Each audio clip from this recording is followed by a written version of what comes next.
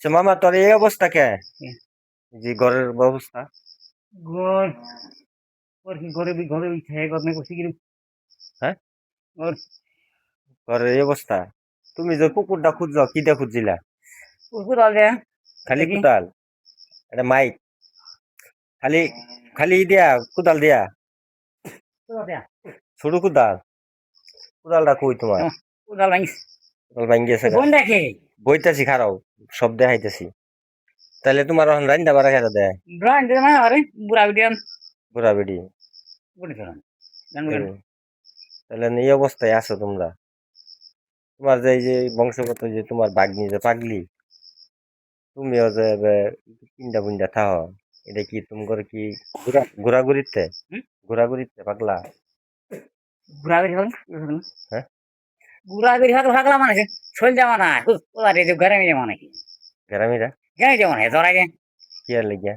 পাঁচটা বিষয় হ্যাঁ, পাঁচটা বিষয় হ কে আর লাগিয়া আপনার? পাঁচটা বিষয় দেখুন মূল্য আসা হ্যাঁ, পাঁচটা বিষয় কোনটা? পাঁচটা বিষয় পাঁচটা হ্যাঁ হ্যাঁ হ্যাঁ। এক মিশাইলে কি পান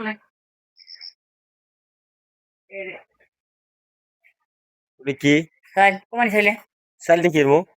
খান কমানি চাইলে মোবাইল করে দেখো হ্যাঁ, মোবাইল করে নেই শুনো, এই যে মোবাইল বেসাই মোবাইল।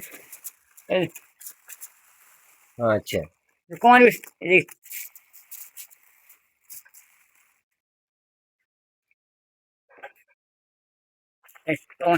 প্রিয় দেশবাসী, আসসালামু আলাইকুম।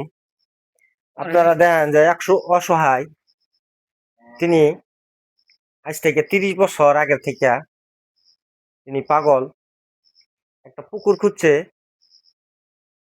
একটা কুদাল দিয়া শুধুমাত্র মাটি তুলে পাহাড় টিলা বানাইছে।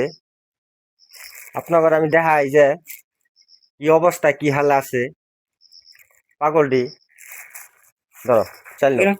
এটা কমানি কি দিবে চাই মোবাইল ধন্যবাদ, আমি দেখাইতেছি আরো।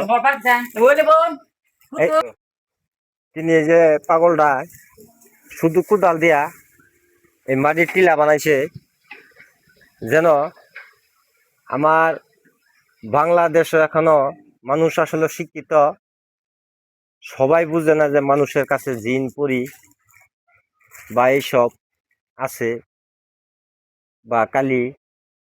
তিনিরা এরকম একটা পরিবার, এই পরিবার দ্বারা এরকম মূল্যে ধরছে, একেবারে ধ্বংস বানায় হেলাইছে। সারানির মতো কোনো বাংলাদেশের কবিরাজ এখনো হয় নাই। আর যদি কোনো কালে কবিরাজ থাইকা থাকেন, অবশ্যই আমার ভিডিও মধ্যে নাম্বার দেওয়া থাকবে। এই যেন এই মানুষগুলারে, অসহায় ব্যক্তিগুলার যেন ভালো করা যদি পারেন, আমার নাম্বারে অবশ্যই যোগাযোগ করবেন। আর যদি ভিডিও ভালো লাগে থাকে, অবশ্যই একটা লাইক, একটা শেয়ার, কমেন্টে জানিয়ে যাবেন। আরো ভালো ভালো ভিডিও আপনার করে দেখানোর জন্য আমি চেষ্টা করব। এই বলে আমার কথা শেষ করলাম। আসসালামু আলাইকুম।